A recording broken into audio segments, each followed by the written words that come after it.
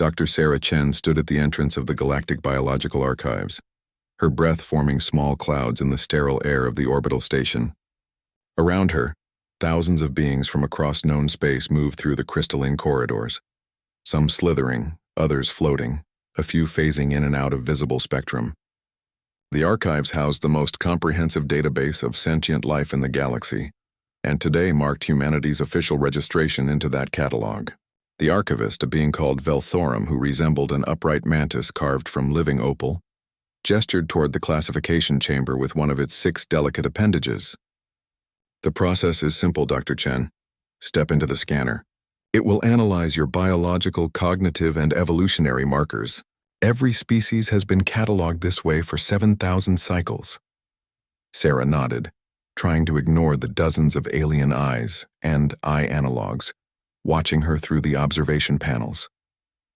Humanity's first contact had occurred only 3 years ago, and they were still the newest, most curious addition to the galactic community.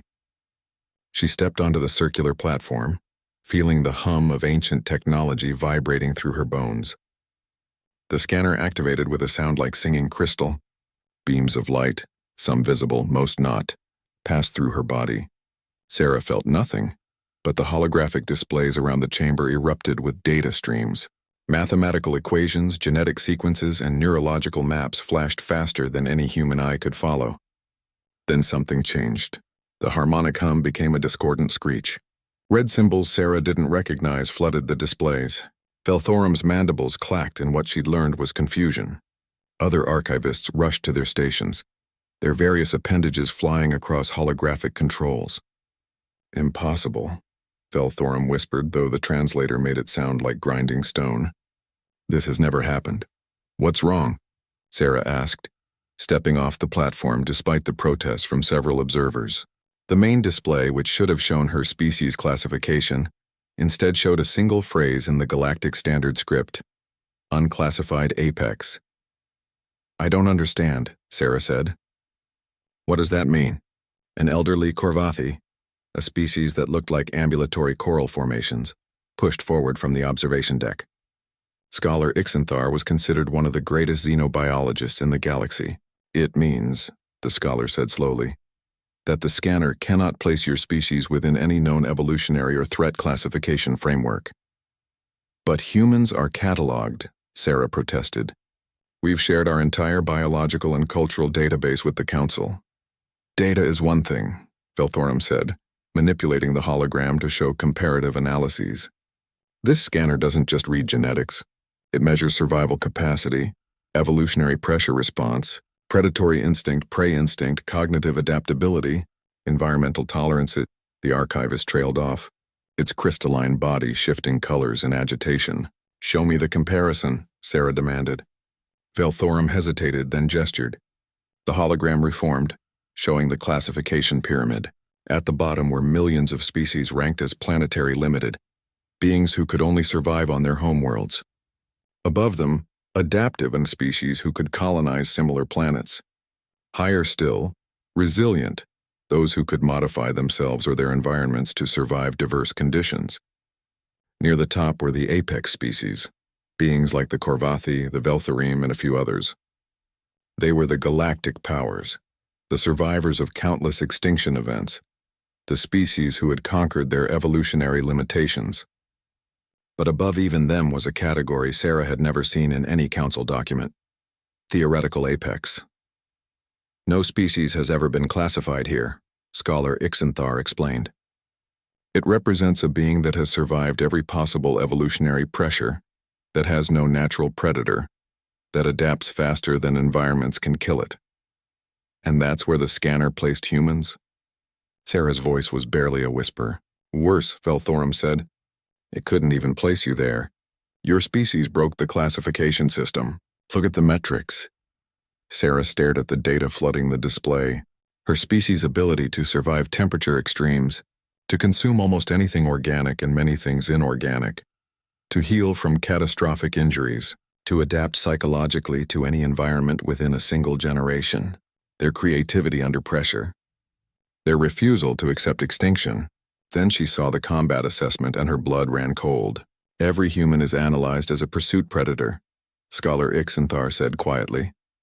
Do you understand what that means? In all the galaxy, there are only 3 other species classified as pursuit predators. All of them are extinct. They hunted themselves into oblivion because nothing else could stop them. We're not hunters anymore, Sarah protested weakly. Aren't you? Velthorum pulled up Earth's history. Images of humans crossing oceans on wooden rafts, walking across continents, surviving ice ages and mega droughts. Humans in spacesuits repairing stations in hard vacuum. Humans diving to the deepest ocean trenches. Humans who had deliberately infected themselves with diseases to develop cures. Humans who had split the atom and walked on their moon before they'd even developed basic AI. You don't stop, the archivist said. Your species doesn't know how to stop. Every other species in this galaxy reached a point where they were satisfied, where they had enough. You never do. Even now, you're not satisfied with first contact. You're already planning expeditions to the galactic rim. Your scientists are proposing experiments that terrify our greatest minds. Sarah wanted to argue, but she looked at the data objectively, as a scientist. Humanity had survived the Toba catastrophe, when their numbers dropped to mere thousands.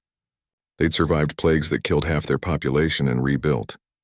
They'd created art in death camps and sung songs in trenches. They'd looked at the stars and decided that was where they belonged, despite having no indication they'd ever reach them. So what happens now? She asked. The chamber fell silent. Finally, Scholar Ixenthar spoke. Now, Dr. Chen, the galaxy must decide what to do with a species that cannot be classified because it has no evolutionary ceiling. A species that every model suggests shouldn't exist because beings this adaptable, this resilient, this relentless, should have conquered their entire galaxy millions of years ago. But we didn't, Sarah said. We're here peacefully. We want to join, not conquer. We know, Velthorum said softly. That's what terrifies us most. You could have conquered, but you chose not to, which means you're not just apex predators. You're apex predators with moral philosophy. The hologram still displayed that impossible classification, unclassified apex. Sarah looked at it for a long moment, then smiled. I suppose we should get used to making our own categories then. Scholar Ixenthar's choral formations rippled in what might have been laughter. Dr. Chen, I suspect that's exactly what your species has been doing since the moment you stood upright. The classification remained unchanged in the archives, the first and only species to break the system that had catalogued life for 7 millennia. And as Sarah walked back through those crystalline corridors, she noticed something different in how the other species looked at her now. It wasn't fear exactly, and it wasn't respect. It was wonder at what humanity might become if they were already beyond classification at their beginning.